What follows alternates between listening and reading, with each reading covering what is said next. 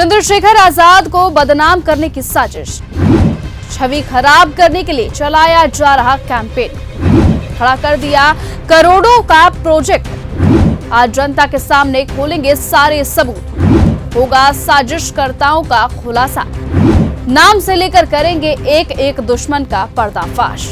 चंद्रशेखर आजाद को बर्बाद करने के लिए किसने दी है सुपारी, वो कौन है जिसने खर्च कर डाले करोड़ों।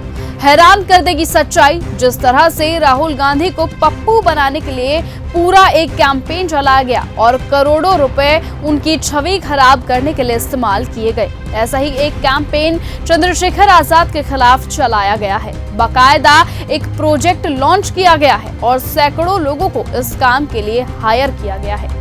हम ये बात हवा में नहीं कह रहे हैं, अगले 3 मिनट में आपको बताएंगे कि 3 ऐसे सबूत जो साबित कर देंगे कि चंद्रशेखर आजाद के खिलाफ कितनी बड़ी साजिश हो रही है और कौन इसे अंजाम दे रहा है। आप ये सोच रहे होंगे कि छवि खराब करने के लिए कोई भला क्यों पैसे खर्च करेगा, तो आप जानते हैं कि राजनीति में छवि ही सबसे बड़ी और सबसे ज्यादा मायने यही चीज रखती है और ये बात राहुल गांधी के केस में भी साबित होती है। एक और उदाहरण आपको देकर समझाते हैं। कांग्रेस के ही एक नेता हुआ करते थे एनडी तिवारी। बेहद रंगीन मिजाज होने के बाद भी उनकी छवि एक उदार नेता की थी और जीवन के अंतिम पड़ाव पर खुलासा हुआ कि उनका एक जवान बेटा भी है जिसका किसी को पता नहीं था। और इन सभी के बाद उनका राजनीतिक करियर रिपीट और इसके बाद उनका राजनीतिक करियर बर्बाद होता चला गया। लेकिन उससे पहले एक शानदार छवि की वजह से वो कई बार यूपी और उत्तराखंड के मुख्यमंत्री बने। तो राजनीति में छवि ही सब कुछ होती है और उसी को खराब करने के लिए अब चंद्रशेखर आजाद के नाम की सुपारी दी गई है। कैसे, अब जरा उसके सबूत देख लीजिए। सबूत नंबर 1, चंद्रशेखर आजाद ने आजमगढ़ के एक धर्म परिवर्तन मामले में ट्वीट किया जिसमें दलित लड़के का जबरन इस्लाम में धर्म परिवर्तन कराने का जिक्र किया गया था। लेकिन उसके नीचे देखिए कि कैसे प्रोपेगेंडा चलाया गया।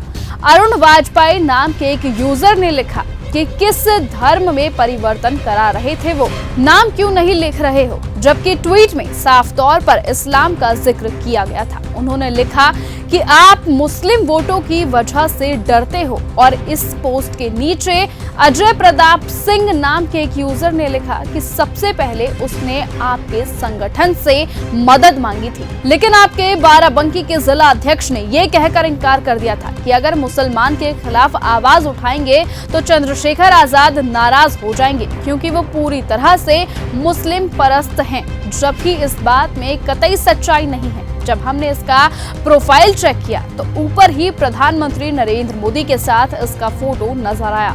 सबूत नंबर 2, चंद्रशेखर आजाद की एक रील वायरल हो रही है जिसमें कहा जा रहा है कि उन्होंने महाकुंभ जाकर संतों को अपने हाथों से खाना खिलाया और इस रील के जरिए लोग ये दिखाना चाहते हैं कि देखिए, जो आपको महाकुंभ के खिलाफ भड़का रहा था वो खुद महाकुंभ के साधुओं को खाना खिला रहा है, जबकि ये सरासर झूठ है और वो महाकुंभ गए ही नहीं। ये फोटो वाराणसी के संत रविदास मंदिर की है जहां चंद्रशेखर आजाद ने संत रविदास की जयंती पर संतों को अपने हाथों से खाना खिलाया था।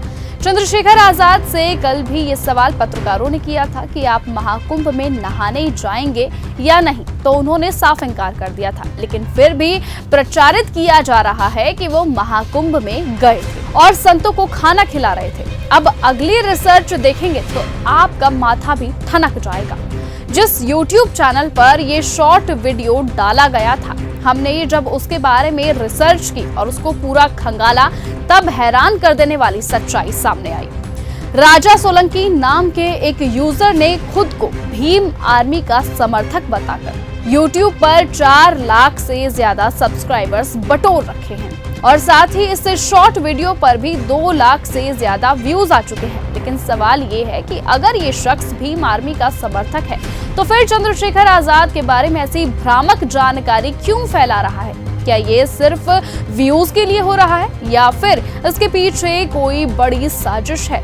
सबूत नंबर 3, चंदन शर्मा नाम के इस शख्स का जरा ये ट्वीट देखिए और इसकी भाषा देखिए। चंद्रशेखर आजाद के लिए जो एक सांसद भी हैं और एक पार्टी के प्रमुख भी, उनके लिए किस तरह की भाषा का इस्तेमाल इस शख्स ने अपने ट्वीट में किया है। ये अकेला नहीं है, बालिया नाम से एक अन्य यूजर का ट्वीट भी देख लीजिए, इसको भी अच्छे से पढ़ लीजिए किस तरह से ये लोग चंद्रशेखर आजाद को नीचा दिखाने की कोशिश कर रहे हैं। लेकिन सवाल ये है कि चंद्रशेखर आजाद के पीछे इतने सारे लोग आखिरकार एक साथ क्यों पड़े हुए हैं? नेता तो शायद कोई और ही है। तो वहीं इसका जवाब है कि उनके बयान गरीब तबके के लिए काम करते हैं और यही तेवर है जो लोगों के गले नहीं उतर रहा है।